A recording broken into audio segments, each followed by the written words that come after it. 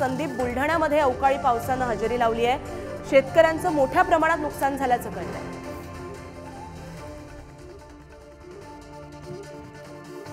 गार्गी, काल सायंकाळपासूनच बुलढाणा जिल्ह्यात जे आहे हे मुसळधार वादळी वाऱ्यासह पाऊस झालाय आणि गारपीट देखील प्रचंड झालेली आहे। यामुळे रब्बी हंगामातील मक्का, ज्वारी, गहू, हरभरा, कांदा यासह फळबागांना मोठा फटका बसलाय। आपण जर पाहिलं तर आपण सध्या बुलढाणा तालुक्यातील गुम्मी या परिसरामध्ये आहे आणि ही 2 एकरामधली मक्का जी आहे ही अक्षरशः जमिनीवर झोपलेली आहे।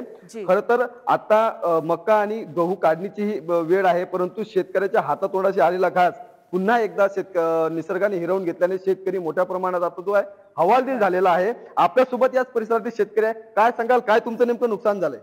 आमची मक्का सोंगणाला येईल होती। 2 एकर मक्का, 2 एकर हरभरा, 2 एकर गहू, प्रचंड नुकसान झालं आहे।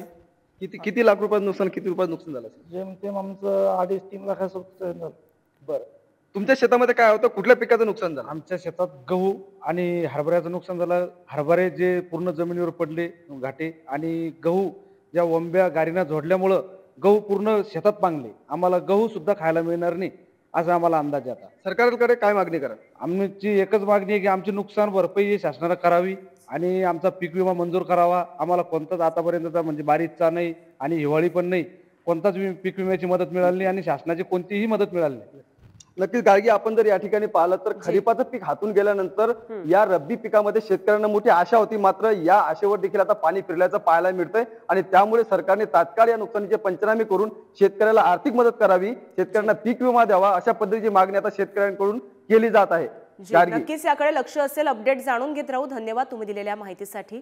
तर बुलढाण्यामध्ये मोठ्या प्रमाणामध्ये अवकाळी पावसाचं नुकसान झालंय, अवकाळी पावसामुळे नुकसान झाले। आपण ही तिन्ही दृश्य पाहतोय, जालना, बुलढाणा आणि नंदुरबार मधली।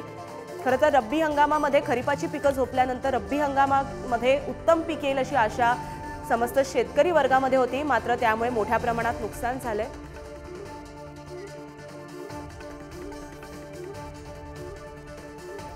तर जळगावमध्ये सुद्धा अशीच काहीशी परिस्थिती आहे। आपले प्रतिनिधी सचिन आपल्या बरोबर आहेत। सचिन, जळगाव मधली सध्याची स्थिती काय आहे? अवकाळी पावसामुळे शेतकऱ्यांचं मोठं नुकसान झालंय।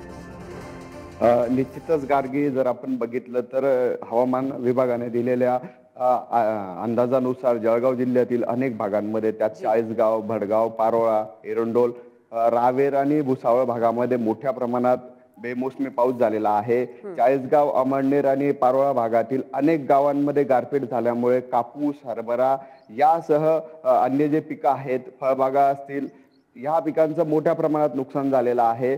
खरीप हंगामामध्ये जळगाव जिल्ह्याचा जर आपण विचार केला तर शेतकऱ्यांना मोठा फटका बसला होता अवकाळी पावसाचा।